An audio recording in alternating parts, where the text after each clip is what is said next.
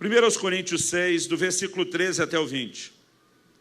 O texto diz: os alimentos são para o estômago e o estômago para os alimentos. Mas Deus destruirá tanto estes como aquele. Porém o corpo não é para a impureza, mas para o Senhor, e o Senhor para o corpo. Deus ressuscitou o Senhor e também nos ressuscitará a nós pelo seu poder. Não sabeis que os vossos corpos são membros de Cristo? E eu, porventura, tomaria os membros de Cristo e os faria membros de uma meretriz? Absolutamente não.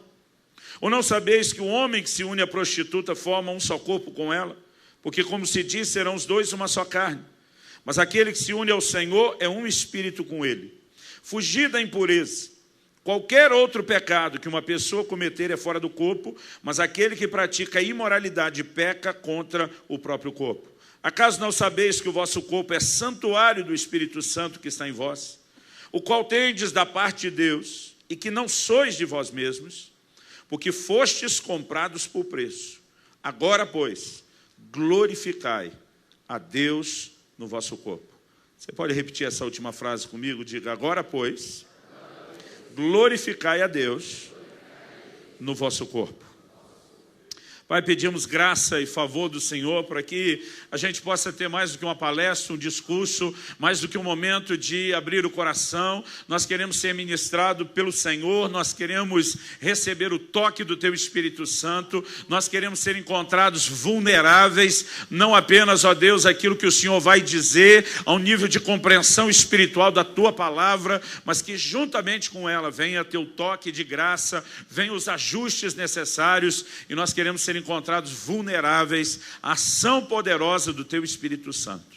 Que, como o Senhor disse por boca do profeta Isaías, que a Tua palavra cumpra o propósito para o qual ela tem sido enviada. Nós oramos em nome de Jesus. Amém. Se você crê e concorda, diga amém. Amém. Paulo, pelo Espírito Santo, começa dizendo no versículo 3, que Deus criou os alimentos para serem digeridos no estômago, e o estômago foi feito para receber os alimentos. Em outras palavras, ele está falando de uma criação casada. Não faria sentido ter o estômago se não houvesse alimentos, não faria sentido ter alimentos se não houvesse o estômago. Ele está falando, um foi criado para o outro. Então ele pega essa ideia e ele diz, no versículo seguinte, porém o corpo não é para a impureza, não é para a imoralidade, não é para a prostituição. E diz, mas para o Senhor, e o Senhor para o corpo. A Bíblia diz, da mesma forma como alimentos e o estômago são ao casado, nós precisamos entender que Deus preparou o corpo e Ele tinha um plano muito específico em relação à maneira como eu e você usaríamos o nosso corpo. Ele termina dizendo que o corpo é o santuário do Espírito Santo. E ele fala que eu e você devemos glorificar a Deus com o nosso corpo. Quando ele fala de glorificar com o corpo, ele não está necessariamente falando da dança, no louvor e adoração, ele está falando do que eu chamo de um culto de santidade. Quando eu e você entendemos redenção, porque é justamente disso que ele está tratando como pano de fundo, redenção é um ato de compra, de resgate, então nós vamos compreender que o corpo não é nosso. O versículo 19 diz que o corpo é o santuário do Espírito Santo que está em nós, ele diz, o qual tendes da parte de Deus. E ele termina dizendo, e que não sois de vós mesmos. Ele diz, vocês não sabem disso. Em outras palavras, ele está dizendo, você não é mais seu dono. Você não é dono nem do seu nariz, literalmente falando. Por quê? Ele diz, porque fostes comprados por preço. O Deus que comprou a mim e a você pela obra de Jesus na cruz, ele se tornou o nosso dono. Entender redenção, que é o ato de compra, entender a consequência de redenção, porque na cabeça de muito crente, querido, Jesus só morreu na cruz para perdoar pecado. Não, o que ele fez na cruz foi literalmente algo que nós podemos comparar com a transação comercial. Colossenses 2,14 diz que o escrito de dívida que havia contra nós, ele arrancou do nosso meio e pregou na cruz. Apocalipse 5, 9 e 10 diz, e cantava um cântico novo, dizendo, digno é o Cordeiro de abrir o livro com os seus selos, porque foste morto e com seu sangue compraste para Deus homens de toda raça, tribo, língua e nação. Então o que Paulo está apresentando é um dos fundamentos da vida cristã, que nós chamamos de mordomia. E diz, a partir do momento que você entende que Deus te comprou, que Ele é o seu dono, você não pode mais pensar em si mesmo e no seu corpo como se você fosse seu dono. Então você não pode fazer o que quer com o seu corpo. E o ato de respeitar Deus como novo dono, entender você como mordomo, a nova geração chamaria isso de gerente em vez de mordomo. O fato de você entender isso e cuidar da forma devida do corpo é um ato que glorifica a Deus. Obviamente, a ênfase principal que ele está colocando é manter o corpo distante do pecado, da imoralidade e da prostituição. Não dá para negar que desde o início, todo o contexto tem como alvo principal nós preservarmos o nosso corpo numa atitude de santidade distante desse tipo de pecado. Mas não é bem dele que eu quero falar hoje. Eu quero dizer para você que a ideia de cuidar do corpo, ela deveria ser mais abrangente do que só mantê-lo longe e distante da imoralidade. Eu nasci e cresci no lar cristão, graças a Deus. Meu primeiro presente, quando nasci, foi uma Bíblia. Eu fui consagrado a Deus antes mesmo do meu nascimento. Desde bem cedo, fui orientado no caminho do Senhor, no temor do Senhor. Eu entreguei minha vida a Jesus antes de completar 3 anos de idade. Aos 7 anos de idade, eu fui batizado nas águas. E me batizaram, pastor Jorge, no degrau do batistério. Porque se eu continuasse descendo a escada, seria um autobatismo. Eu era um toquinho de gente. Aos 8 anos de idade, eu fui chamado por Deus para um ministério. Eu tive o privilégio de crescer num lar, num ambiente de pais que amavam, temiam, serviam o Senhor e nos ministraram profundamente. Aos 15 anos de idade, eu fui cheio do Espírito Santo. Eu brinco que foi quando eu perdi o juízo e nunca mais voltei ao normal, graças a Deus.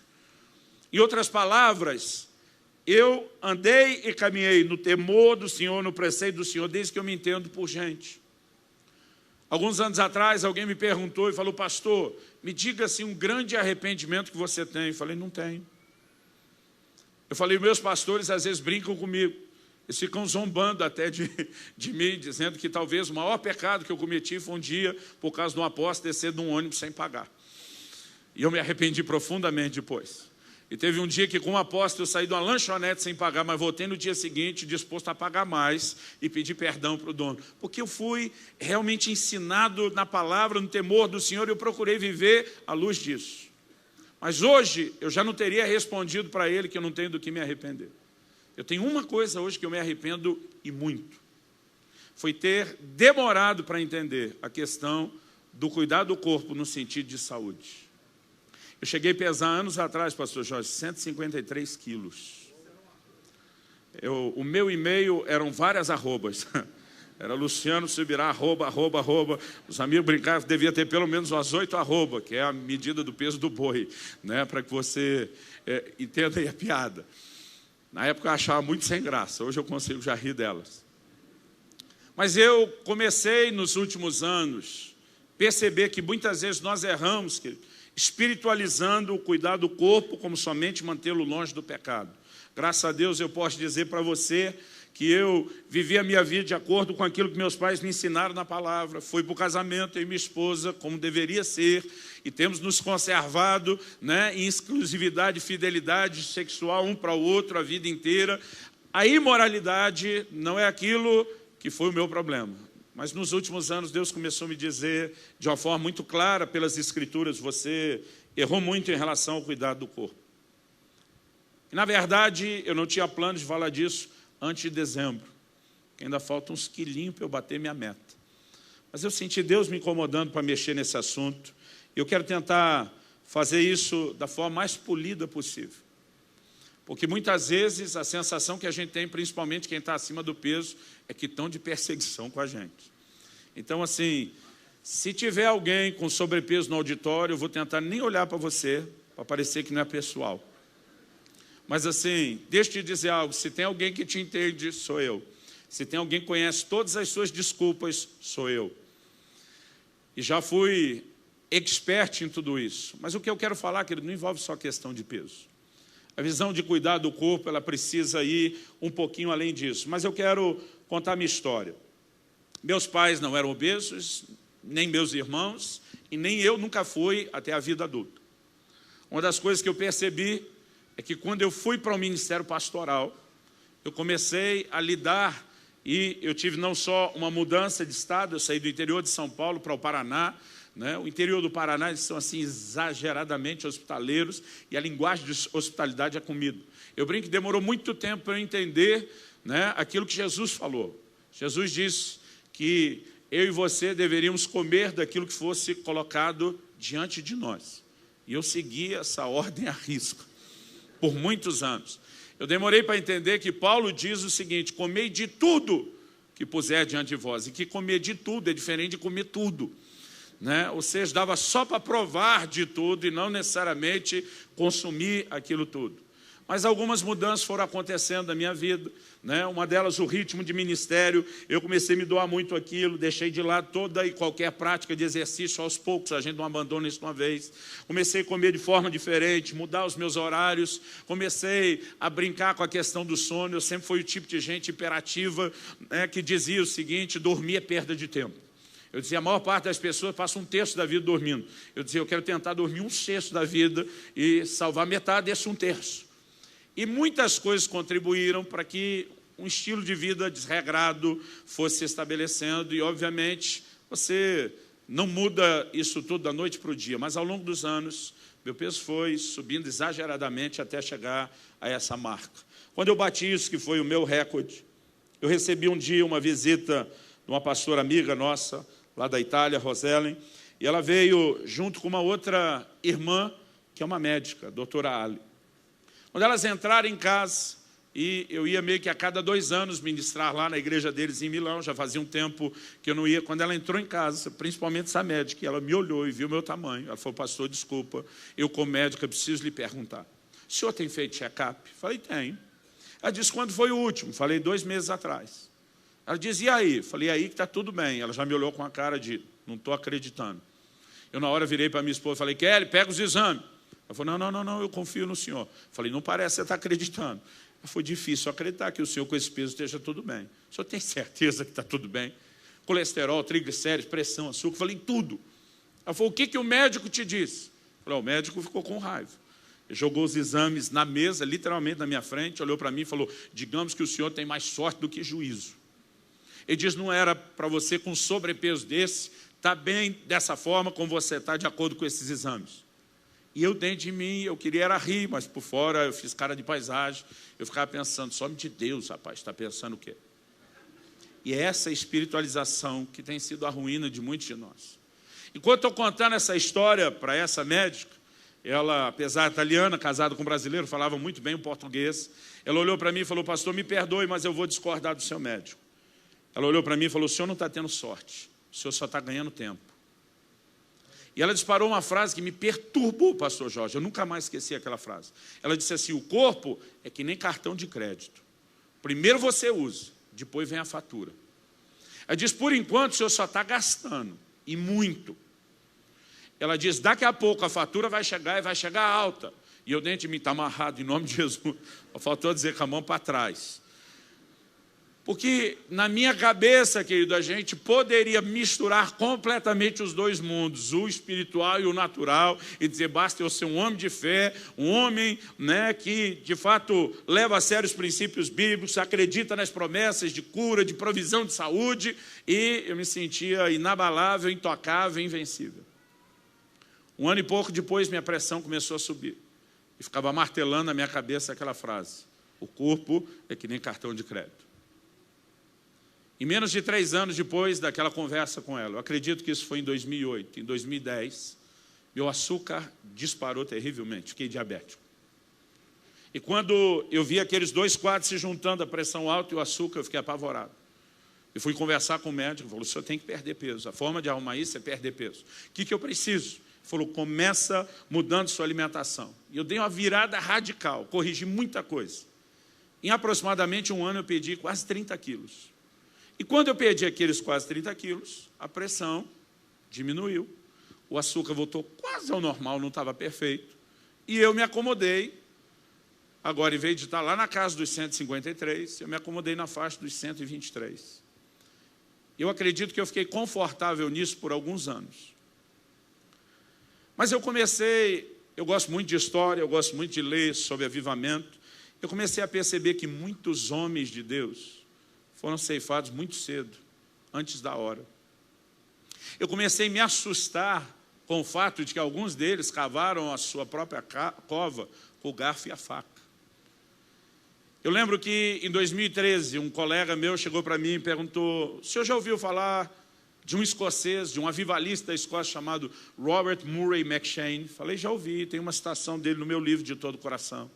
Ele falou: bom, provavelmente a citação dele que você tem no seu livro não é a mais famosa dele. Falei: como você sabe que a que eu tenho não é a mais famosa?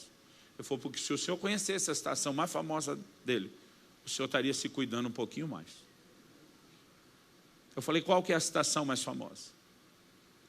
Ele olhou para mim e disse: antes de eu dar a citação, eu quero que você saiba que ele morreu antes de completar 30 anos.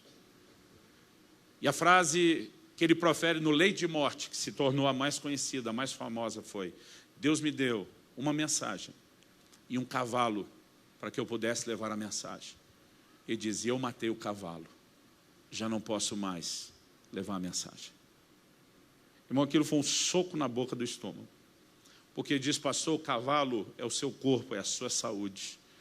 E se você jogar isso fora, você não apenas vai encurtar o plano e o propósito de Deus para você, você vai trazer prejuízo ao corpo de Cristo, que poderia desfrutar mais daquilo que Deus te deu. Pensa num cara que nem alisou, irmão, bateu sem dó nem piedade. Eu saí dali meio tonto e lembrando de novo do cartão de crédito. Mas eu ainda fiquei nessa briga, nessa resistência contra esses conceitos até o final de 2014. No final de 2014, especificamente em meados de novembro de 2014, eu conheci um pastor, não sei quantos aqui já ouviram falar dele, o Paulo Canuto, das antigas. Eu ouvia muita história, desde o testemunho de conversão dele, de como Deus usou a vida dele. A maior igreja até hoje na Itália, ele foi um instrumento de Deus usado para começá-la. E muitas das minhas andanças na Europa me perguntavam se eu conhecia, a gente tinha amigos em comuns. E finalmente eu o encontrei. Eu estava pregando a abertura de um evento e ele faria depois o encerramento. Como eu não poderia ficar no evento, quando terminou o culto e a gente foi ter um momento de jantar junto com os preletores, eu tentei puxar conversa com ele, porque eu queria conhecê-lo. A comida que serviu já era bem mais light do que o habitual, mas ele pegou bem pouquinho. E aí eu fui puxar conversa com ele, só para puxar conversa, nem era o meu interesse. Eu falei para ele: está se cuidando, hein? Ele com seus 60 e poucos anos de idade. Quando falei isso, ele olhou para mim e me fez a pergunta: quantos anos você tem?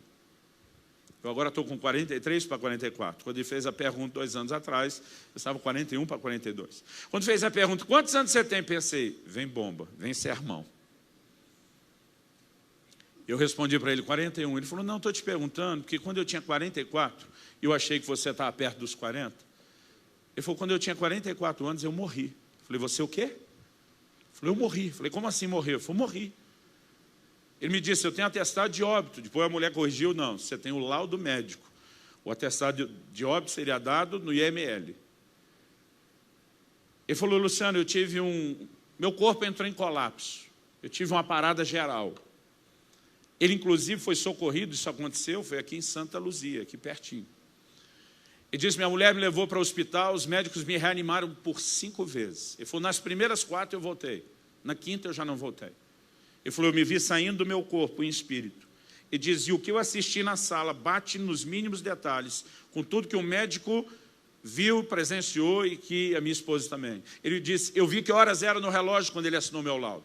Ele falou: eu vi o que ele falou quando tirou a aliança do meu dedo e entregou para minha esposa. Ele disse: eu vi tudo e os dois confirmam a minha história. Ele disse: eu estou em pé assistindo aquela cena. Ele diz: e o Senhor Jesus apareceu atrás de mim.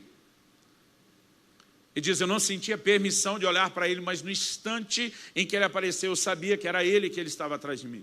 E ele sussurrou perto do meu ouvido a seguinte frase. Ele disse: você é um suicida. Irmão, pensa num outro soco na boca do estômago. A hora que eu ouvi aquilo, não sei te explicar o que aconteceu. Mas algo que durante anos muitos amigos tentaram fazer me alertando. Parece que aquele negócio entrando fundo no nível que precisava e que nunca tinha acontecido. Naquele dia aconteceu. Ele continuou. Ele disse que Jesus falou para ele: eu tinha uma obra extraordinária para fazer através de você na terra. Mas você abortou isso, porque você nunca cuidou do seu corpo. Quando ele falou nunca cuidou do corpo, eu falei: para, joga na minha cara de uma vez, você era gordo. Porque assim, era o que eu estava achando que ele vinha cercar. Ele olhou para mim e falou: não.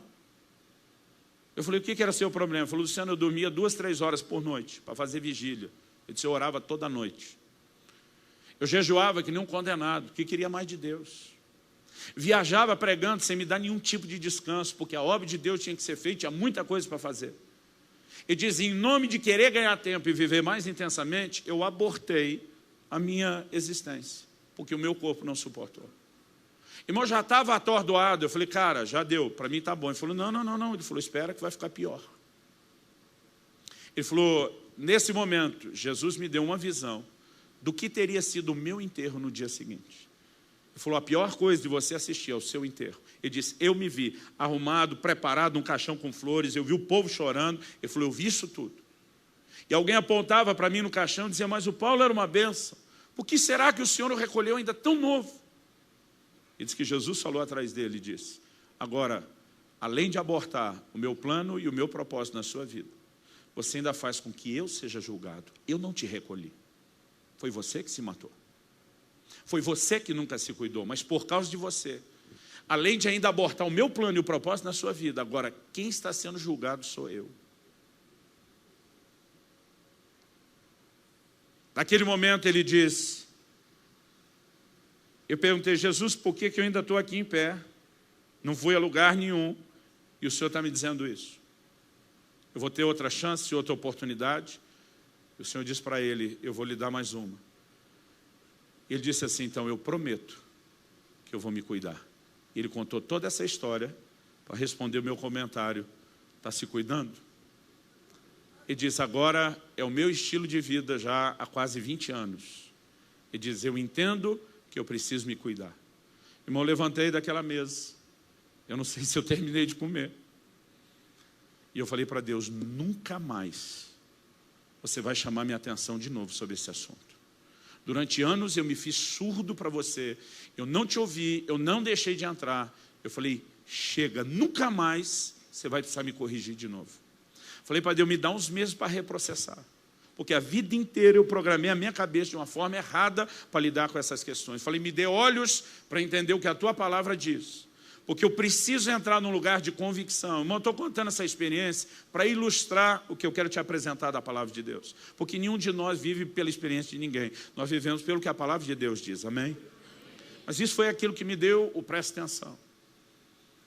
Então, no início de 2015, que foi ano passado, eu comecei a perceber, enxergar coisas na Bíblia que eu nunca tinha enxergado. A sensação que eu tinha era que eu estava lendo outra Bíblia. A primeira verdade, querido, que rapidamente eu quero abordar aqui algumas. A primeira verdade é que nós vivemos uma espiritualização nesse assunto do cuidar do corpo, que é exagerado. Em 1 Timóteo 5,23, Paulo escreve para o seu filho na fé, o seu discípulo, e ele diz, não tome somente água por causa das frequentes enfermidades que você tem tido no estômago.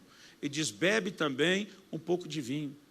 Ele está dizendo, Timóteo, e aqui nós não vamos entrar na discussão que tem todo o nível de especulação.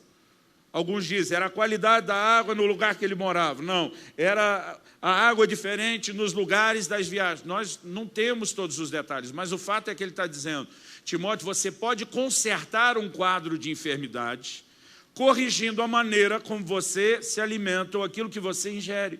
Em nenhum momento ele sugeriu oração, em nenhum momento ele falou, aplica a fé, e eu não estou falando contra oração e fé, nem contra a cura, querido. Mas, por favor, entenda, Timóteo não falou para ele, você tem que crer mais. Basicamente, Paulo está dizendo para Timóteo o seguinte, você tem uma solução natural prática que eu estou te dando a dica para você ajustar as coisas. Eu comecei a enxergar na Bíblia, querido, que muitas vezes eu e você espiritualizamos o que não precisa. No Velho Testamento, Deus disse, você construir um sobrado, Deus deu uma ordem lá no Pentateuco, diz, você é responsável por colocar um muro em cima do terraço. Porque diz, se alguém cair pela falta do muro, você vai ser responsável pelo sangue daquela pessoa. Sabe o que Deus está dizendo? Que muitas vezes alguém caiu do telhado, irmão, não apenas por fatalidade. Não porque Deus planejou, eu quero que esse abençoado morra mais cedo. Ele diz, mas por falta de cuidado. Por falta de prevenção. Quando você olha a maneira como Deus trata as coisas na Bíblia, nem Deus, irmão, consegue espiritualizar como os crentes fazem. Jesus fala sobre gente que fracassa na vida cristã e gente que é bem-sucedido, através de uma figura de edificar uma casa. Ele diz, um edificou uma casa com alicerce sobre a rocha, o outro, de forma imprudente, construiu sobre a areia. Quando veio a tempestade, não tinha estrutura. O que ele está dizendo? Ele não está dizendo que esse caiu, irmão, porque o diabo bateu com mais força, mas ele está dizendo que ele não foi responsável nem prudente na sua construção. Agora, o espiritual, querido, não anula o natural. Jesus diz em João 3,6, o que é nascido da carne é carne. Mas ele diz para Nicodemos, o que é nascido do espírito é espírito. Agora, quando Jesus fala do novo nascimento, Nicodemos não entende. Pera, o senhor está dizendo que eu tenho que voltar de novo no ventre da mãe ser outra vez Jesus? Não. Isso aí foi quando você nasceu carne. Eu estou falando de um outro nascimento que é para você agora nascer espírito. O novo nascimento é algo espiritual, mas não anula o fato de que eu e você vivemos dentro de uma carne, dentro de um corpo. Por exemplo, Jesus diz em Mateus 4,4 na tentação, nem só de pão viverá o homem, mas de toda a palavra que sai da boca de Deus. O que ele está querendo dizer? Como você não é só carne, você não precisa só de pão para o seu corpo, você precisa de alimento para o seu espírito. Agora, ele não apresenta o elemento espiritual como uma substituição do natural, tipo, agora que você tem a palavra de Deus alimentando o seu espírito, você não precisa mais comer. Se alguém deixar de se alimentar no natural, só porque está se alimentando espiritualmente, o que é que vai acontecer com ele? Ele morre. Agora a pergunta é, irmão, por que a gente acha que tem que continuar se alimentando, mas não precisa cuidar de forma alguma da saúde do corpo? Nós começamos a entrar no lugar de espiritualizar demais até aquilo que não precisava. Em Atos 27, o apóstolo Paulo se levanta naquele navio que está prestes a afundar. E Paulo não trata aquilo como, gente, esse era o plano e o propósito de Deus, essa desgraça tinha que acontecer. Sabe o que Paulo diz? Ele diz, vocês tinham que ter me ouvido quando eu aconselhei vocês a não sair lá do porto de Creta. Porque Paulo se levanta e diz, vejo que a viagem vai ser danosa, trabalhosa, com dano e prejuízo, não só para o navio e a carga, mas para as nossas vidas. Deus já estava trazendo um alerta, uma advertência, não vão a lugar nenhum, ninguém ouviu. Agora eles estão numa situação pior, e tem crente que nessa hora diz, Deus tem um propósito. Não, irmão, o propósito era que vocês ficassem em Creta. Mas já que não ouviram, o Deus de misericórdia está dizendo o seguinte, nós vamos amenizar as perdas por lado de vocês, a vida de vocês vai ser poupada. E muitas vezes esse ato de misericórdia, quando nós somos irresponsáveis, a gente acha que o que eu e você de fato não precisávamos era ter sido responsáveis. Por que eu estou dizendo isso, querido? Eu tive pelo menos 3 intervenções de cura de Deus só na minha coluna. Uma delas era uma hérnia de disco, que o médico que me atendeu, que era da minha igreja, um especialista nessa área, falou, pastor, nem cirurgia resolve o seu problema. Ele falou, a menos que o senhor me apareça com aquelas histórias que você conta no púlpito, ele diz, o negócio está complicado. Eu falei para ele, você vai ter. E 6 meses depois, eu estava lá com o meu testemunho. Eu experimentei outras 2 curas. E cada vez que eu vi intervenção de Deus, eu achava que essa misericórdia manifestada depois me isentava da responsabilidade que eu tinha que ter tido antes. Mas depois da 3ª cura, o Espírito Santo falou comigo, eu não vou continuar suspendendo para sempre as leis da natureza em seu favor. O que é que Deus está dizendo? Você não pode decidir ser irresponsável achando que eu vou te socorrer toda hora. Em outras palavras, Deus está dizendo, você precisa se cuidar.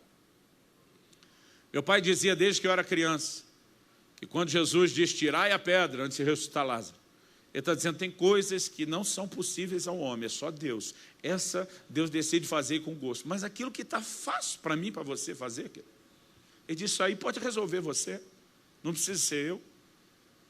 Quem está entendendo, diga amém.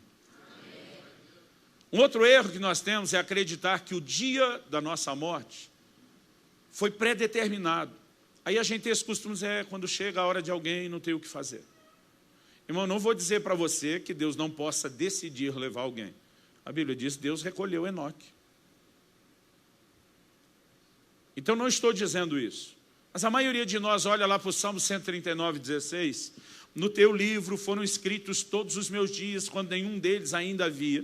Como se isso fosse um determinismo da parte de Deus. Já está assim, o script foi já registrado antes, ninguém muda.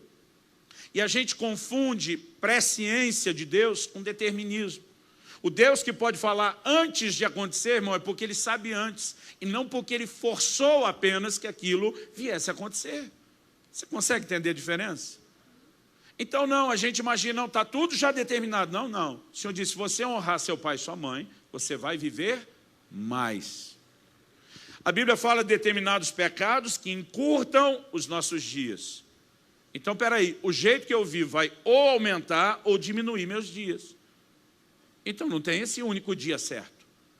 Ezequias vira para a parede, ora, chora, clama, ganhou 15 anos a mais. O apóstolo Paulo, em Filipenses 1, ele diz, eu desejo partir e estar com Cristo, que é incomparavelmente melhor. Ele diz, mas por causa de vocês, eu acho melhor ficar um pouco mais na carne, porque eu posso produzir mais fruto. Então ele diz, de ambos os lados, ele falou, eu estou aqui em aperto, porque eu tenho o desejo de partir e o desejo de ficar. Sabe o que Paulo diz? Por causa de vós, eu escolho ficar. Ele está dizendo, eu decidi isso. Irmão, não estou dizendo que você vai lá, pega a agenda de Deus e escolhe o dia que vai ou que não vai. Mas há momentos onde ele diz, me foi dada a oportunidade de vazar, e eu escolhi durar um pouquinho mais. Agora, tem gente partindo antes da hora. Elias que eu diga. Porque quando desistiu, ele foi recolhido antes da hora. Quando Elias apresenta a carta de demissão, querido, o que Deus precisou fazer? Deus disse, tá bom, mas vai cumprir um aviso prévio. Você tem umas coisinhas para fazer antes. Unge Jeú, rei de Israel, Azael, rei da Síria. Deus diz, Eliseu, profeta, em seu lugar. O que Deus está dizendo? Além de cumprir o aviso prévio, seja responsável, treine um substituto. Porque se você não vai terminar o que eu mandei, alguém tem que terminar isso. É claro que Elias foi embora antes da hora. Agora, algo que eu tenho aprendido, irmão, é que o céu pode esperar. Vira para o irmão ao seu lado e fala, o céu pode esperar. Muitos de nós temos feito escolhas que estão encurtando os nossos dias. Nós não percebemos que os nossos erros no cuidado do corpo vão gerar uma consequência. E muitas vezes os nossos dias, a semelhança do testemunho que eu dei, estão sendo encurtados. Robert Murray McCheyne não atribuiu sua partida a um determinismo de Deus na sua soberania. Ele diz, eu matei o cavalo. Eu deveria ter cuidado melhor disso. E essas coisas têm trazido ao meu coração temor. Porque eu e você, querido, precisamos entender os cuidados que o nosso corpo necessita. Além da visão de boa mordomia para com o corpo, da redenção, né, que Deus falou, eu quero que você veja um exemplo de Jesus. Abre comigo sua Bíblia em Efésios, capítulo 5. Efésios, capítulo 5. Vamos ler do 28 até o 30.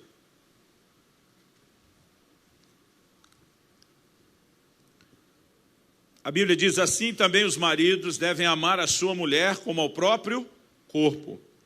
Quem ama a esposa, a si mesmo se ama, porque ninguém jamais odiou a própria carne. Antes a alimenta e dela cuida. Diga comigo, a alimenta e dela cuida. Ora, olha o que o texto diz, como também Cristo faz com a igreja, porque somos membros do seu corpo. A Bíblia está dizendo, o cuidado que o marido deveria ter com a sua esposa é o mesmo cuidado que ele tem que ter com o seu próprio corpo. E diz, ninguém odeia a sua própria carne, antes alimenta e dela cuida. E diz, é desse jeito que Jesus faz com o corpo dele, que é a igreja. Em outras palavras, nós somos chamados a amar nossas esposas como Cristo ama a igreja, a cuidar delas como Cristo cuida da sua, mas a também cuidar do nosso corpo, como Ele cuida do dele. E a minha pergunta a você é, você está cuidando do seu corpo como Jesus cuida do dele? Alguém disse, eu não sei quem, que a gente passa metade da vida jogando a saúde fora, para na última metade gastar a vida tentando recuperar aquilo que a gente desperdiçou. Talvez o que eu estou falando, querido, que depois dos 40 a nossa ótica de vida muda, não seja tão forte para o coração de alguns de vocês como para outros que estão aqui me ouvindo. A minha oração é que principalmente você mais novo, que está na fase que alguns chamam da imortalidade. Até os 37, eu não pensava no fim.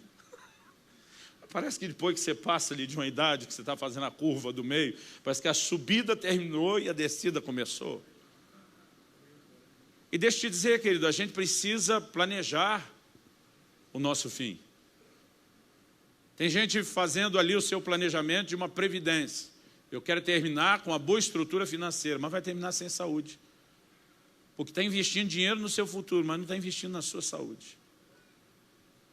Eu tenho visto gente, querido, que já não pode mais pregar, numa idade em que poderia estar bem mais útil, mas teve até o seu valor para o reino de Deus comprometido. Por quê? Por causa de anos de falta de cuidado.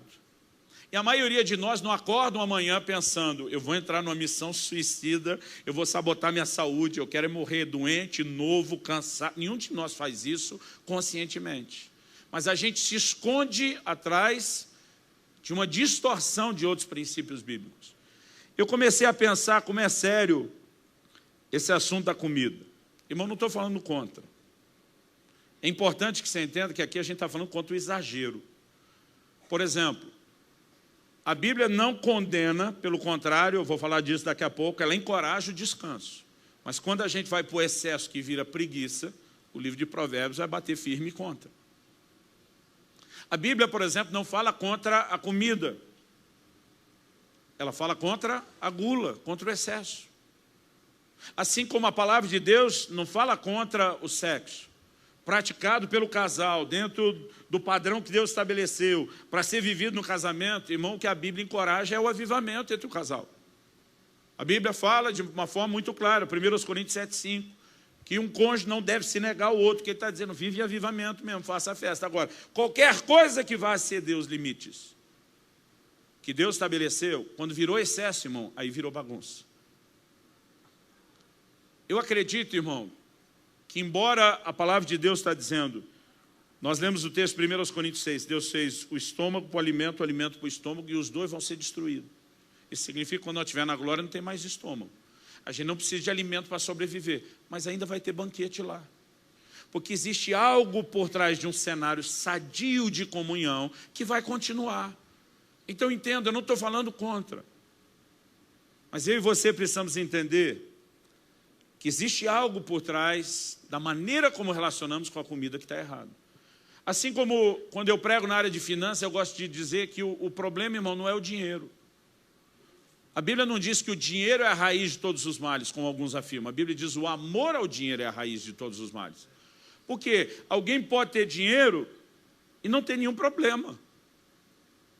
Porque ele não tem o amor ao dinheiro. Salmo 62:10 diz, se as vossas riquezas aumentam, não ponhais nelas o coração. Deus não mandou você jogar tudo fora. Eu sei que tem uns crentes franciscanos que acham que não pode ter. E se você quiser se esvaziar, eu quero te ajudar. Quero dar destino para isso tudo. Mas Deus nunca falou contra você ter. O que não pode, irmão, o problema não é o crente ter dinheiro, é o dinheiro ter o crente. Quem está entendendo a diferença? Ok, nós precisamos pensar a mesma perspectiva. O dinheiro em si eu não diria que ele é errado. Agora, o amor, uma relação errada com ele vai bagunçar tudo. Da mesma forma, a comida em si não é errada. Mas vamos pensar o lugar delicado que ela ocupa na vida do ser humano. Onde foi que o homem primeiro caiu em pecado? Lá no Éden. Com que assunto? Comida. Onde Jesus primeiro foi testado e confrontado por Satanás? Comida. Eu sempre preguei falando de finanças. Colossenses 3,5 diz que a avareza é idolatria. Quer dizer, o crente é apegado demais ao que o material, ele tem um ídolo, um falso Deus na sua vida. Mas Paulo também escreve, fala de alguns cujo Deus é o ventre. Irmão, durante muitos anos, eu me permiti ter um ídolo na minha vida, que era a maneira como eu me relacionava com a comida. E muitas vezes nós achamos que isso é aceitável. Até entre nós, os pastores e pregadores. Se depois de um culto abençoado a gente falar, vamos todo mundo para um bar encher a cara, alguém pega assim, misericórdia, os próprios pastores, o sangue de Jesus tem poder. Talvez arrisque ainda soltar um cruz credo. Se você falar, cara, vamos para uma boate, uma balada, o sangue de Jesus tem poder. Agora dizer, vamos sentar no restaurante, encher o bucho até quase cair, pode. Porque para nós virou um pecado aceitável, mesmo se for excesso. E eu não estou nem só falando da quantidade, irmão. A gente tem que pensar até o que a gente come. Paulo diz para Timóteo, se você não equilibrar o negócio entre água e vinho, vai bagunçar do mesmo jeito. Ele está dizendo, Deus sabiamente providenciou alguns remédios dentro da própria natureza. Tem coisa que vai trazer a harmonia de volta para o seu corpo. E a gente precisa, irmão, se reprogramar. Eu não vim aqui hoje dizer o que você pode e o que não pode comer. Eu, particularmente, entendo que nem é o propósito e nem é o nosso tempo. Agora dá uma olhadinha comigo em Eclesiastes 10:17. Irmão, eu nunca, acho que até o ano passado, eu não sei dizer quantas vezes já li a Bíblia na minha vida, mas eu nunca tinha reparado nesse texto.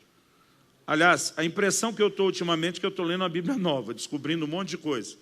Eclesiastes 10:17 diz assim: ditosa tu, ó terra, cujo rei é filho de nobres e cujos príncipes se sentam à mesa a seu tempo. Diga comigo, a seu tempo. O texto diz: para refazerem as forças e não para bebedice. A maioria de nós vê na comida uma fonte de prazer. Infelizmente, o ditado já virou verdade no nosso meio e fora. Um médico falou para minha mãe uma vez, diz: vocês, os crentes, não fumam, não bebem, mas come. Ele não só falou come, ele falou come.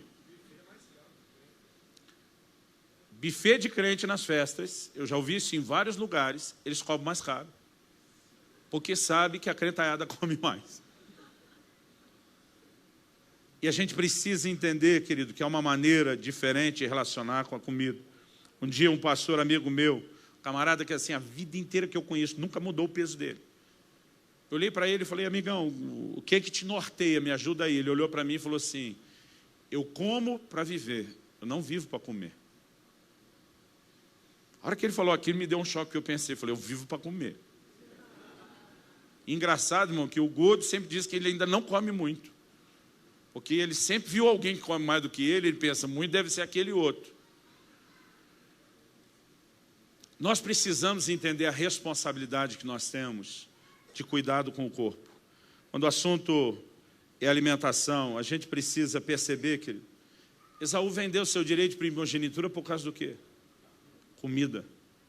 O povo queria voltar ao Egito, a mentalidade de escravo, por causa do quê? Comida. Irmão, se você perceber a escravidão que muitas vezes existe por trás de uma mentalidade errada nessa área, é assustadora. Mas nós muitas vezes nos permitimos viver dessa forma. Mas o assunto bíblico sobre cuidar do corpo não se limita à alimentação. Sobrepeso e alimentação, irmão, ela é um problema até às vezes para quem não está com sobrepeso. Eu tenho conhecido os camaradas magros que estão quase caindo de tanto colesterol, triglicérides, né? Porque eles não estão alimentando caloricamente o suficiente para que engordem muito, mas está com tudo errado, desequilibrado.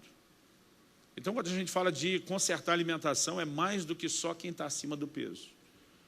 Mas o sobrepeso, eu um dia estava lendo 1 Timóteo 5,16, Paulo diz: olha, as viúvas que têm filhos, esses devem socorrer elas, para que a igreja não se sobrecarregue. A hora que eu li a frase, para que a igreja não se sobrecarregue, o Espírito Santo abriu os meus olhos, parece que essa frase, não sobrecarregue, aumentou. E o Senhor falou claro ao meu coração e diz: nenhuma sobrecarga é uma atitude de sabedoria. Nem na administração da igreja, nem no toque das viúvas, nada, absolutamente nada. Eu já parei e pensei: meu Deus, Deus vai falar algo comigo sobre nossa igreja. Falei: Espírito Santo, o que você quer falar? Onde na nossa igreja nós estamos errando na sobrecarga? Deus disse: quero falar da igreja não. Quero falar do seu corpo. Se nenhuma sobrecarga é sábia, por que você escolheu viver com tanta sobrecarga no seu peso? Irmão, não tem joelho, não tem coluna, não tem corpo que aguente passar anos se sujeitando a isso. Um dia desses, eu estava viajando e um camarada pegou a mala, falou: deixa que eu te ajude. Mas ele achou que ele ia puxar a rodinha. Mas tinham quebrado a rodinha da mala antes de devolver a mala. E não dava. Era uma malinha de mão pequena.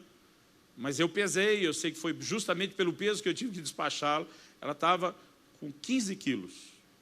Chegou uma hora, ele andou, o carro estava longe um pouco, ele ia trocando de mão. E dizia: meu amigo, carregar esse negócio está pior do que eu pensei. Falei: pois é, amigo, nós estamos falando de 15 quilos.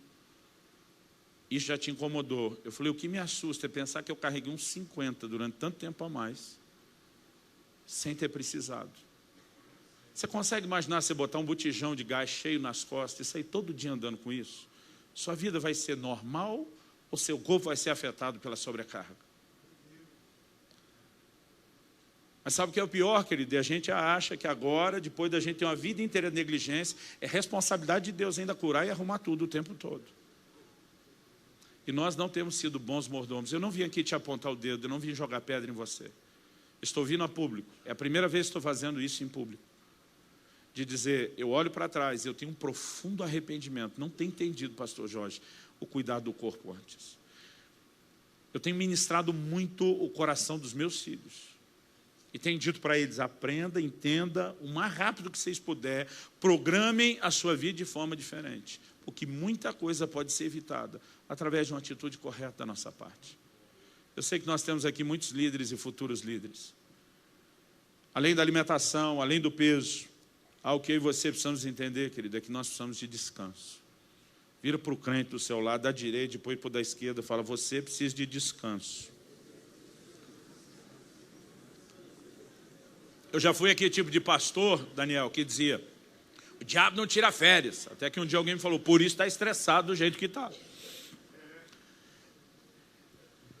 Irmão, a gente tenta falar do diabo não tirando férias, o diabo não tira férias, verdade, os anjos também não tiram férias. Agora, eu e você estamos dentro de um corpo que tem limites. Dá uma olhadinha comigo, Marcos capítulo 6. Eu não vou nem falar de Deus que descansou, que instituiu o descanso. Só esse texto aqui por causa do tempo. Marcos capítulo 6. Versículo 30 a 32. Voltaram os apóstolos à presença de Jesus e lhe relataram tudo quanto haviam feito e ensinado. Ele lhes disse, vinde repousar um pouco à parte num lugar deserto, porque eles não tinham tempo nem para comer, vistos serem numerosos que iam e vinham. Então foram sós no barco para um lugar solitário. Os caras voltam dando relatório, o ministério está bombando, a coisa está fluindo, está arrebentando, está indo de vento em popa. À medida que eles estão dando relatório, Jesus dá uma boa olhada, diz, galera, quer saber? Está todo mundo de licença por um tempo, vão dar uma descansada, vão para um lugar solitário. O que ele está dizendo? Vocês precisam dar uma parada. Tem pastor, irmão, que não desliga nunca. E vive um estresse miserável, sem saber que isso está fazendo dano não só para a sua família, não só para as suas emoções, mas também para o seu corpo. A gente precisa aprender a descansar. Outro dia alguém disse, olha, se tem algum problema da sua igreja que Deus não consegue resolver, não é você que vai resolver. Eu não estou dizendo, querido, da gente ser irresponsável, mas a gente precisa saber dar um tempo. A gente precisa saber dar uma parada, a gente precisa saber dar uma respirada. Porque a falta, irmão, e os danos que a gente causa ao corpo, pela falta de descanso, são enormes. Uma das primeiras coisas que um médico querido que tem me ajudado nessa fase disse, pastor, o que o senhor precisa não é apenas reprogramar sua mente em relação à alimentação. E diz, a maior parte das pessoas que tem o seu quadro de obesidade são hiperativas e dormem pouco. E ele começou a me explicar o que a falta de sono fazia para o corpo. Eu falei, vou ter que me reprogramar, vou ter que planejar, dormir um pouquinho mais. Vou ter que programar o descanso, que não é só do corpo, que é da mente, que é das emoções. E para terminar, quarto nível de cuidado, além da alimentação, do sobrepeso e do descanso, é o exercício físico. Abre comigo em 1 Timóteo 4:2, primeira carta de Paulo a Timóteo, capítulo 4, no versículo 2. Eu lembro que um dia um irmão desses, bem empolgado com a vida da academia, de exercício, ele veio me cobrar, pastor, o senhor precisa se exercitar. Eu olhei para ele e falei, a Bíblia diz que o exercício não tem proveito nenhum. Ele olhou para mim e falou, onde? Eu falei, lá em 1 Timóteo. Exatamente onde em 1 Timóteo? Eu falei, capítulo 4, os primeiros versículos. Ele disse, o senhor pode ler para mim? E aí eu fui ler para ele. Quando eu fui ler, irmão, eu descobri que na minha cabeça tinha uma coisa diferente do que está escrito. Na verdade, ele começa no versículo 7 dizendo, exercita-te pessoalmente na piedade. Como ele falou de exercitar em algo que é espiritual, ele diz, pois o exercício físico para pouco é proveitoso. Ele não disse que não tinha proveito. Ele diz, para pouco é proveitoso. Agora vamos entender o pouco. Ele diz, mas a piedade para tudo é proveitosa, porque tem a promessa da vida que é agora e daquela que há de ser. Então ele diz, se você comparar o exercício físico com a piedade, é lógico que a piedade está ganhando disparado. Porque ela não apenas tem um impacto na vida presente, mas também na vida futura. E o que ele está dizendo, o exercício físico só vai te impactar aqui, e não na eternidade. Mas o que ele diz é pouco quando ele compara com a piedade e o efeito eterno. Ele não diz que não tem proveito. E outro, irmão, quando ele está falando de exercício aqui, ele não está falando do que eu e você pensamos, né, que hoje não, tem que sair do sedentarismo e exercitar um pouco. Porque as pessoas naquela época não tinham facilidade da locomoção e o comodismo que nós temos hoje. Então, quando você pega a distância das viagens que eles faziam, o tanto que andava, o que ia, o que voltava, irmão, que essa turma caminhava, ninguém precisava mais de exercício.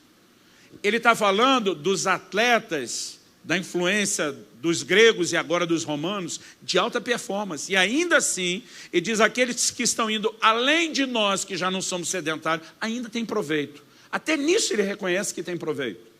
Ele diz, só não é proveitoso igual o que é eterno. Agora deixa eu te perguntar, viver uma vida feliz aqui na terra é importante, você concorda comigo? Mas feliz na eternidade mais ainda. Então não adianta ter dinheiro, ser bem-sucedido aqui e depois ir para o inferno, você concorda comigo? Agora, não é porque ser feliz aqui não se compara com a felicidade da eternidade, que a gente não pode ser feliz aqui. A gente vai tentar ser aqui e lá, não é? Mas quando vai comparar o exercício com a piedade, não é só a piedade, o exercício a gente joga fora. O nosso corpo, querido, precisa de manutenção. Não só de alimento, não só de descanso, através do sono e outras formas de descanso, mas nós precisamos da manutenção através do exercício. Eu me lembro que no ano retrasado, quando minha cabeça já estava começando a querer entender essas coisas antes daquele choque que eu tinha levado, eu conversei um dia com o Dr. Aldrin, um médico aqui de BH. Ele tem se tornado assim um amigo querido. E a gente está conversando, eu fiz muita pergunta, tentei mostrar para ele que eu até sabia um pouquinho de coisa. A gente, no meio da conversa, eu realmente fui ficando um pouco tocado com as coisas que ele está falando, com algumas explicações. E de repente ele parou, olhou para mim e falou, pastor, o senhor é pregador? Ele falou, eu sou médico. Ele falou, eu também prego, mas não tanto quanto o senhor. E disse, qual a sua maior frustração como pregador? Ele falou, para mim, do pouco que eu prego, minha maior frustração é ver alguém tocado pela palavra. É ver essa pessoa levantar, vir à frente, chorar no apelo. Aí você está olhando e pensando, agora vai, agora muda. E o miserável, lá no meio da semana, já esqueceu tudo aquilo que fez ele chorar. Eu falei, essa é uma das maiores frustrações de um pregador. Quando eu falei isso, irmão, não percebi que ele tinha jogado a isca, que eu tinha mordido. Ele falou, é assim que eu estou me sentindo com você do outro lado da mesa, todo tocado enquanto está me ouvindo. Mas lá pela metade da semana, você já vai ter esquecido tudo aquilo que nós conversamos. Irmão, isso deveria ser proibido por lei, esse tipo de rasteira, de carrinho por trás. Mas aquilo me deu um choque. Eu falei, é isso que eu estou fazendo comigo mesmo, o que eu critico nos outros. Eu falei, o que você acha que eu devo fazer? Ele olhou para mim e falou, você concorda comigo, se o cara que veio no apelo chorou, se lesse a Bíblia todo dia para manter aquele negócio consciente, ia ser mais fácil ele colocar isso em prática? Eu falei, sim. Ele olhou para mim e falou, leia a minha Bíblia. Eu falei, eu nem sabia que você tinha outra. Eu falei, não, pastor, é só uma analogia. Vai estudar sobre saúde. Ele disse, se você entender como o corpo funciona, se você entender melhor as questões de alimentação, do sono, do exercício, eu vou, pastor, o que o senhor mais precisa é manter a sua mente consciente. E foi começando a ler algumas dessas coisas que a cabeça começou a abrir um pouco. Então, eu não acho, querido, que isso aqui resolve tudo. É uma boa advertência. Mas eu e você precisamos alimentar isso um pouquinho mais. Aliás, ano passado, quando baixei muito de peso, eu estava, irmão, eu incomodava todo mundo que chegava perto, porque eu não falava de outra coisa.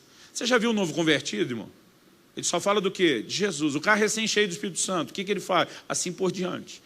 Eu estava tão impactado naquilo, que chegou uma hora até eu falei, eu preciso dar uma maneirada. Porque eu estou tão incendiado por essas coisas na Bíblia que eu estou tentando converter todo mundo. Eu falei, eu preciso dar uma aliviada nisso. Eu acho que exagerei, estou ficando meio fanático nesse negócio.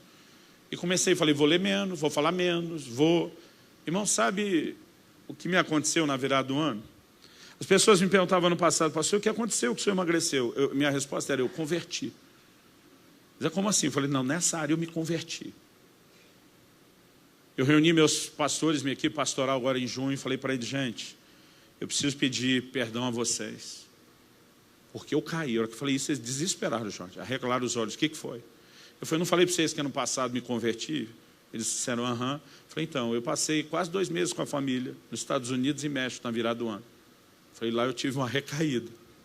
Eu voltei 9 quilos mais pesado. Porque o tempo todo a turma, é férias. Esse meu amigo médico doutoral, ele disse que dieta é um negócio que eu e você fazemos assim, nós vamos sofrer um tempo para quando bater a meta, graças a Deus, se libertar disso e voltar para a lama de novo. E eu percebi que eu não tinha feito na minha cabeça uma programação para sempre. A programação era só até chegar lá. Eu falei para eles, eu errei. Falei para eles, se nos próximos meses eu não der fim nesse 9 quilos, e graças a Deus foi antes de terminar o mês, falei para eles, eu não subo mais no púlpito para pregar. Porque com a consciência que eu tenho hoje, que Deus está me cobrando, eu não posso continuar.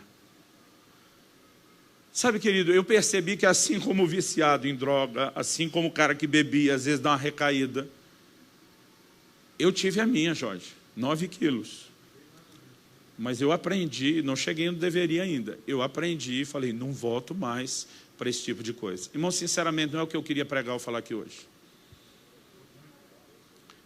Eu tinha decidido não falar isso antes do nosso evento para pastores e líderes, que é o caso de Zadok, que vai acontecer de 8 a 10 de dezembro em Curitiba. Ficou o convite. O Silas vai estar com a gente, eu estou doido para pegar a sua agenda ali, meu pastor. Mas eu senti realmente Deus nessa tarde, de compartilhar meu coração. Por favor, entenda, eu não vim apontar o dedo para você, eu não vim jogar pedra em você. Eu estou me expondo, estou abrindo hoje meu coração. Dizendo, tem uma coisa da minha vida que eu me arrependo, que eu queria ter feito tudo diferente, que eu queria ter esse entendimento antes.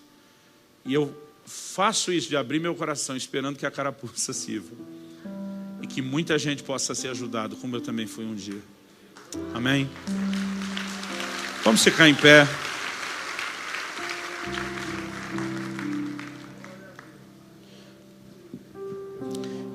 Eu vi uma vez o senhor dizer, pastor Jorge, me parece que eu pôs até no catálogo, que de muito escrever livros não há fim.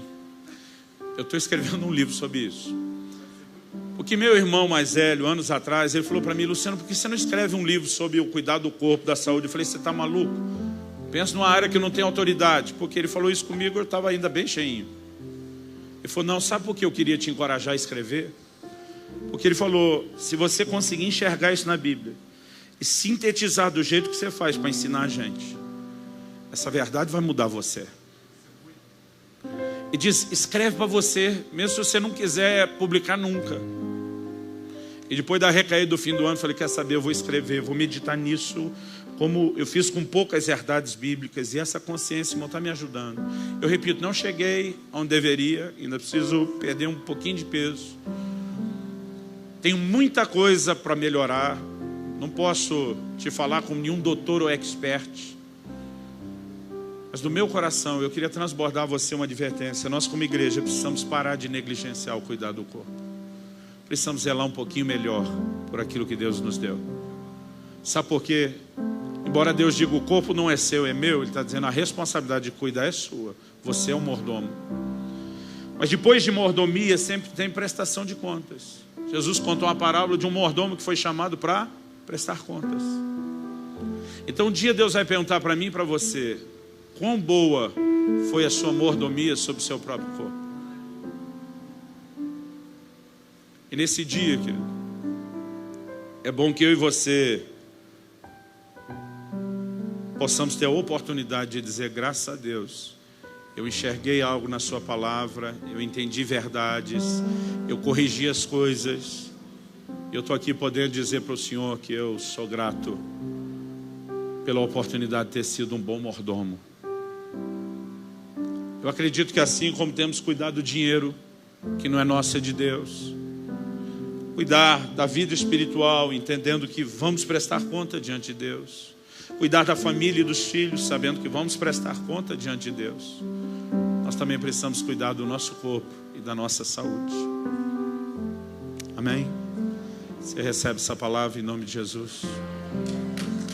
Glória a Deus.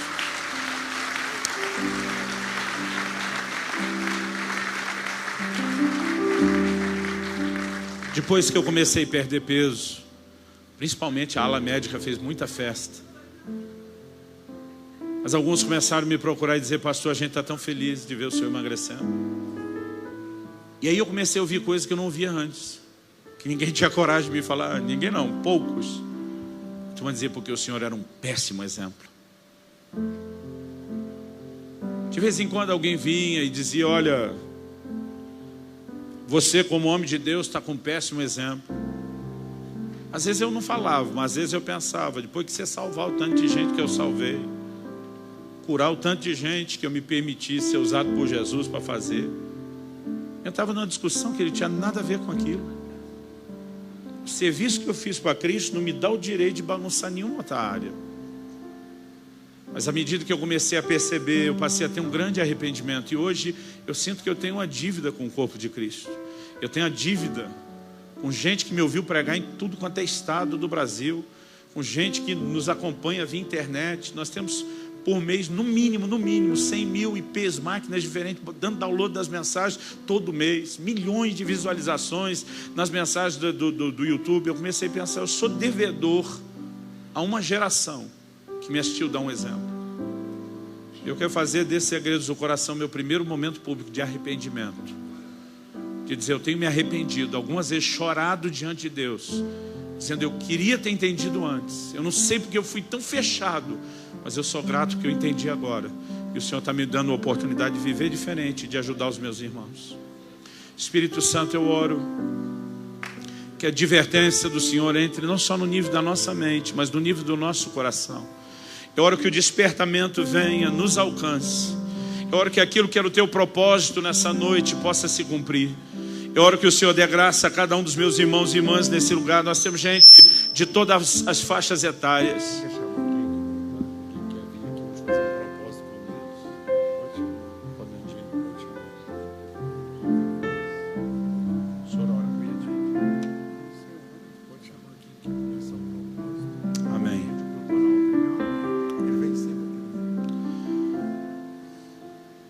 O pastor Jorge está me dando uma sugestão que eu creio que vem de Deus. Se você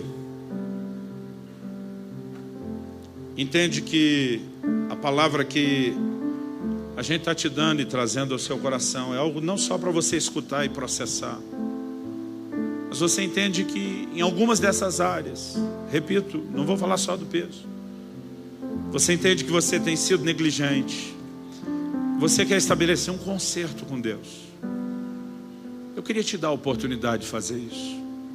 Eu, na verdade, nunca vi um apelo desse. Eu talvez gostaria de ter... Eu não sei se eu tivesse num culto desse, ou eu ia para frente ou eu corria embora, antigamente. Mas eu quero te dar a oportunidade de se colocar diante de Deus. Talvez se diga: Deus, eu tenho que me exercitar um pouquinho mais. Eu tenho que abandonar esse sedentarismo. Eu tenho que descansar um pouco mais. Eu tenho que comer um pouco menos. O pastor Daniel está falando uma coisa muito séria. Não é somente a pessoa gorda, tem a pessoa magra que não cuida do corpo. Nós estamos hoje com uma garota que está com anorexia. Ela está pesando 30 quilos. Não é fácil. Então não é... É um negócio que o pastor Daniel, que é o meu pastor do Ministério de Casais, está dizendo. E tem um versículo que eu gostaria de colocar, seria Eclesiastes 7:17. Hoje mesmo eu fui ao médico, meu médico deu parabéns. É boa, né, Daniel? Falou: olha, muito legal, peguei um. Isso é bom, pela manhã. E Eclesiastes 7:17 mudou, como esse versículo mudou sua vida. Como é espiritual, eu sei disso. Dr. Aldrin, né, que é amigo nosso aqui da igreja, aí, tá toda hora vindo aí, que atende na clínica, né? Na clínica ele atende. É muito legal. Tem gente que não tem forças. E olha, eu pensava que todo mundo iria morrer no dia que Deus quisesse. Olha lá, Eclesiastes: não sejas demasiadamente ímpio, nem sejas tolo. Por que morrerias antes do tempo? Tem gente que morre antes do tempo. Exatamente. Eu quero essa oração, que eu quero viver aqui na terra pelo menos até 110. Mas não é viver curvadinho assim, dando trabalho e fazer xixi na fralda, não. Eu quero inteirinho. Quem quer? Ele foi profeta de Deus para nós hoje aqui, irmãos. Você quer vir aqui no altar? Vem depressa para ele orar por nós. Eu descobri uma coisa, pastor Luciano. Existem situações que a gente resolve lá no banco, lá no assento. E existem situações que só resolve no altar. Jesus chamou aquele moço da mão ressequida para frente, para o meio do povo. Aquela mulher encurvada, 18 anos. Jesus falou assim: vem cá. Ele parou a pregação e levou a mulher lá na frente. Poxa, constrangeu, trouxe constrangimento, mas o resultado ia ser muito grande. O da mão ressequida, ó, a mão cresceu. O outro da barriga d'água, né? Também saiu aquela água do corpo dele. Jesus curou ele. E a mulher encurvada endireitou, mas foi na frente. Eu quero ser um velho cheiroso. Você vai orar por mim aqui hoje. Eu quero ser um velho cheio de saúde. Foi essa a reunião que tive com as fofinhas. Uma palavra sobre nutrição. Uma médica geriatra da igreja falou sobre o cuidado do corpo. Uma psicóloga, ela falou sobre o tratamento da alma. Olha aí. Então é muito legal. A gente tem que admitir que está errado. Tem que admitir. E olha aí, pastor Luciano, tinha que ser no altar. Deve ter alguns lá que estão falando: não, não vou não, porque não tem nem lugar para mim. Dá pelo menos um passo, né, meu? Você quer que Deus faz a obra, mas você tem que dar o seu passo aí, né? Muito bom, eu quero ser abençoado. Amém, vamos orar. Importante que você faça a sua oração também. Pai, nós nos colocamos diante do Senhor. Alguns de nós tentamos tomar algumas dessas decisões antes e não conseguimos ser persistentes ou perseverantes. Eu te agradeço, porque mesmo esses não estão desistindo de continuar lutando. E nós queremos clamar graça e socorro, favor do Senhor, para que ninguém lute sozinho. Que a compreensão e o entendimento pare não apenas no nível da nossa mente e razão, mas desça ao nosso coração, que a revelação do Senhor entre. Ó Deus, quantos ministérios aqui que ao tomar essa postura estão decidindo não ser ceifados antes do tempo ou antes da hora. Quantos pais, quantas mães, quantos, ó Deus, nessa hora estão diante do Senhor decidindo: eu quero ser um bom mordomo. E nós clamamos que o Teu Espírito acenda essa consciência dentro de cada um de nós e nos ajude a crescer e amadurecer nesse entendimento, na boa administração e no bom cuidado do nosso corpo. Nós nos arrependemos diante do Senhor. Nós não apenas pedimos perdão, nós nos arrependemos da nossa negligência, da nossa irresponsabilidade, da nossa, ó Deus, má mordomia. E ao nos arrependermos, nós também, pela fé, recebemos o Teu perdão e decidimos recomeçar, clamando graça, favor, ajuda da parte do Senhor, em nome de Jesus e para a glória de Deus. Aleluia. Em nome de Jesus, amém.